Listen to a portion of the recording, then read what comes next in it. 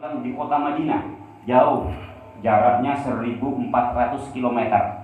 Saat itu perjalanan bisa ditempuh dengan perjalanan 2 minggu dengan onta. Kalau sekarang mungkin 2 jam dengan pesawat. Nah, Syekh Ad-Diba ini beserta murid-muridnya, beserta ikhwannya, rombongannya itu berniat berangkat ke makam Madinah, ke makam Rasulullah di kota Madinah. Berkumpullah mereka di suatu kota yang paling jauh dari Yaman, yang mendekat perbatasan lah, di perbatasan dengan Yaman biar dekat ke Madinahnya. Berkumpullah mereka di sana, mengumpulkan bahan yang mau dibawa dalam perjalanan, makanan, minuman, pakaian. Nah, pada saat mereka berkumpul hendak ziarah ke makam Rasulullah, tiba-tiba muncul seorang anak yang masih kecil. Anak masih usia 8 tahun datang ke tempat Syekh itu. Wahai Syekh, saya ingin ikut ziarah ke makam Nabi Muhammad SAW di kota Madinah. Kemudian si Syekh itu memandangi anak kecil. Kamu itu masih terlalu kecil nak, kamu tidak mungkin bisa ikut. Tapi saya rindu betul dengan Rasulullah. Ya Syekh, saya rindu betul kepada Rasulullah. Terus Syekh itu memandang lagi kemana-mana. Nanti kalau kau sudah besar baru kau boleh ikut. Akhirnya si anak itu, si Syekh ini udah berangkat di perjalanan sampai di depan makam Rasulullah. Setelah perjalanan 2 minggu sampai di depan makam Rasulullah, tiba-tiba si Syekh ini melihat anak kecil itu ada di depannya, ada di depan makam Rasulullah. Syekh ini tiba-tiba terkejut, loh, kok bisa anak kecil ini bisa nyampe di sini? Kemudian anak itu ditanya, wahai anak, dari mana kau bisa datang ke sini?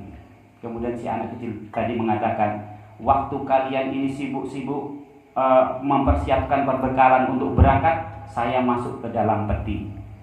Kemudian si Syekh, aku tidak heran kalau kamu masuk ke dalam peti. Tubuhmu masih kecil, ini petinya besar, pasti bisa masuk. Yang saya herankan, selama perjalanan 2 minggu itu pasti kamu gak makan dan gak minum. Iya betul Syekh, saya gak makan dan minum selama perjalanan. Kok bisa kamu?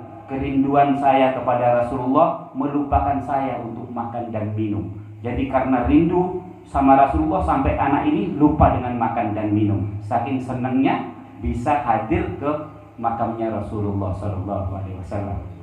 Kemudian si anak itu bertanya kepada Syekh, ya Syekh, tanah ini apakah pernah diinjak Rasulullah? Nah, waktu itu 500 tahun yang lalu makamnya Rasulullah sekitarnya itu masih tanah. Yang menjadi makam Rasulullah itu adalah rumahnya Rasulullah. Jadi otomatis Rasulullah mesti nginjakin sekitarnya. Si Syekh mengatakan, iya ini pasti diinjak oleh Rasulullah. Kemudian si anak tersebut mengambil tanah itu, kemudian diciumnya tanah di sekitar makam Rasulullah, diciumnya. Kemudian setelah itu anak itu jatuh pingsan, semaput.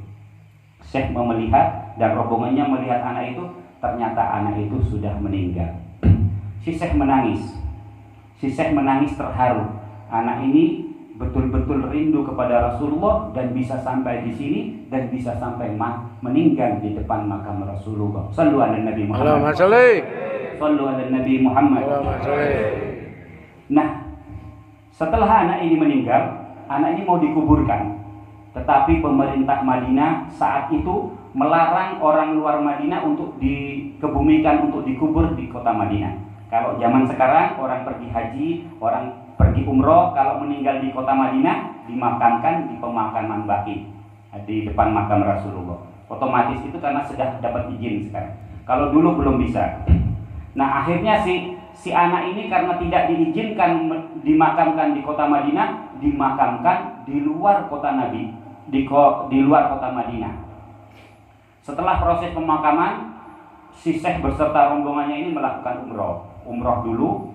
Nah, setelah selesai umroh, beberapa hari, mungkin 2 hari melakukan umroh, ketika mau pulang, si Syekh Ad-Diba ini beserta rombongannya ingin ziarah lagi ke makamnya anak tersebut. Barulah dia dari kota Mekah, umrohnya di kota Mekah. Dari kota Mekah berjalan lagi ke Madinah, mencari di luar Madinah sebelum masuk kota Madinah, mencari makamnya anak tersebut. Tetapi makamnya anak tersebut tiba-tiba nggak ada. Dicari terus. ternyata sampai ada di depannya makam Rasulullah Shallallahu Alaihi Wasallam. Jadi makam ini, jasadnya ini bergeser sampai ke depan makamnya Rasulullah Shallallahu Alaihi Wasallam. Kemudian si Syekh menangis melihat itu, sampai ketemu dekat dengan makam Rasulullah. Kemudian si Syekh menangis. Nah, selama hidup kamu rindu betul kepada Rasulullah sehingga kamu bisa nyampe ke makamnya Rasulullah selama kamu hidup. Nah, sekarang ketika kamu mati, jasadmu juga menghampiri jasad Rasulullah. Jadi Syekh ini menangis sampai menuangkan kisahnya di dalam At-Tibai itu. Nah, ini kerinduan dan kecintaan seorang anak kepada Rasulullah Sallallahu Alaihi Wasallam. Bagaimana kita menumbuhkan rasa rindu kita, rasa cinta kita kepada Rasulullah? Bagaimana mungkin dengan banyak bersolawat seperti ini kita akan rindu cinta kepada Rasulullah.